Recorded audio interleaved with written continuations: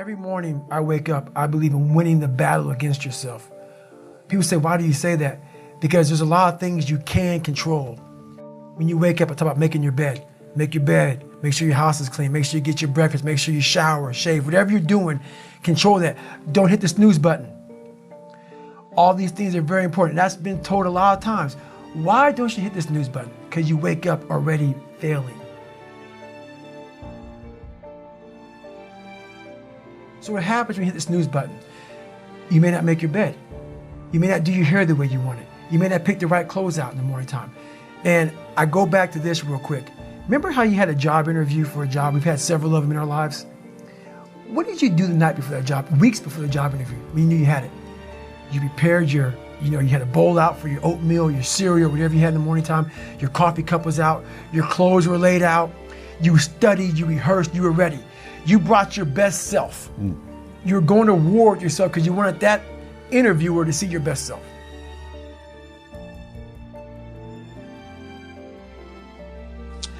You won. You got the job. After a few months in that job, you look around.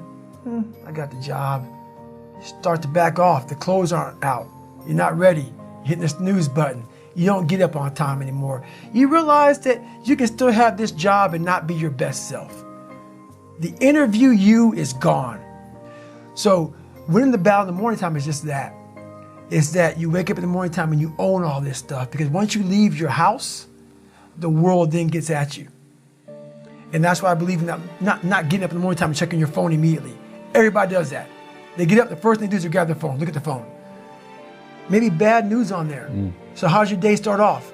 I don't go to the gym. I don't make my bed. You're caught up now on that phone. That's how your day starts. You lost control. So once you win that battle in the morning time, then once you go out, now you've won.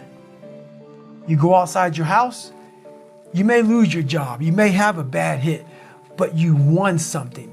So you're going into battle having already won something. Having already won. So then if you hit the snooze button, you go out, you're just defeated already. You're behind the power curve.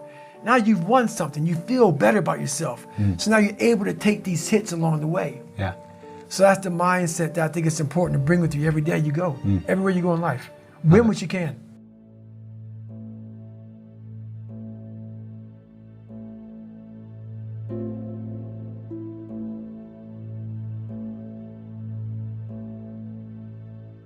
When I was 297 pounds and I was fat as hell trying to be a Navy SEAL, the scariest thing in the world to me, even to this day, was that could have been the rest of my life. I thought then I was trying hard. That's the scariest thing in the world. I thought then, 297 pound, working for Ecolab, spraying for cockroaches, making $1,000 a month. I thought that was me at my 100% potential. Come to find out, a few years later, I wasn't anywhere near that. 106 pounds less, graduate Navy SEAL training, went on to do all these other things. Looking back on that was me trying hard. That's why people gotta understand, what is in us, we have no idea until we start trying hard. And I mean really trying hard, where you're obsessed with, hey, this is my new norm. My new norm is that, wow, this isn't always fun. It's not always meant to be fun. And that's when you know you're trying hard.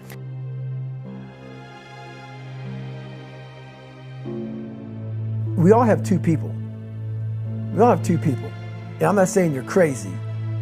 We have the easy voice, which is that 20% telling yourself that I'm easy at 90% of my full potential, maybe 100% at that 20%. That's that voice that we all love.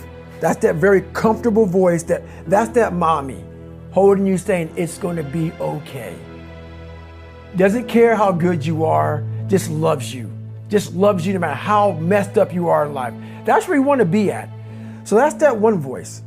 This other voice that we walk very far away from is a voice saying, hey man, you ain't doing shit. So we try to get this voice out of our head completely. And we live over here in this land. So what you have to do first is turn up this voice over here. The voice saying things to you that aren't nice. That it's in our head saying, you know what, man? Dude, you're not doing shit. You're not I mean, and it's not putting yourself down. People take this the wrong way in this new society. I'm not saying to put yourself down. I'm saying listen to the truth. And the truth isn't in the 20%. The truth is in this other part of your brain saying, look, man, you're wasting a bunch of percentage here. We have 80 more percent that we're not tapping into, because in this other 80% is suffering, pain, failure, self-doubt, darkness.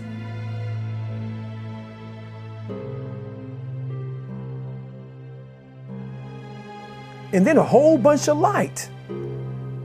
But to get to this light, you got to go through all of this shit. So a lot of us know that. We know. We do know deep down. Yeah, I can get over here. But over here, man, this is much better, because I got to go through this journey that is not fun. This from 20 to 100%, this shit in between is not fun. So we decide to live over here. So everybody goes, how do you do that? You know exactly how to do that. You know exactly, it's not a magic trick. There's nothing I talk about in that book that's a magic trick. It's all back down to a very primitive mindset.